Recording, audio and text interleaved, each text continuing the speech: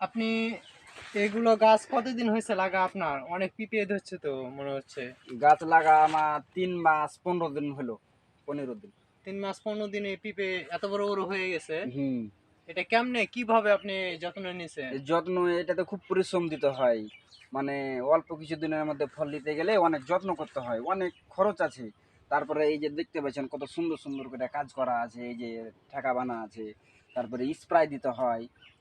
PPR রংটা heavy fresh আছে, মানে অনেক তাহত লাগে আর কি। তো এই যে এই গাছটা লাগিয়েছেন পিঁপে গাছটা, হুম। এই গাছটা আসলে কোন জাতের গাছ? এটা মনে করেন যে এগুলো গাছ তো অনেক রকমের থাকে এটা আমরা জানি। হাইব্রিডের গাছ। হাইব্রিড। হ্যাঁ, হাইব্রিড। এই হাইব্রিডের গাছ মনে করেন যে ৩ মাস ১৫ দিনে ফল দিয়ে দেয়। হ্যাঁ, ফল দিয়ে দেয়। হ্যাঁ? সবগুলা তো ফল দিবে, খালি এটা কহে না। ও আচ্ছা, এটা তো বুঝতে পারলাম না।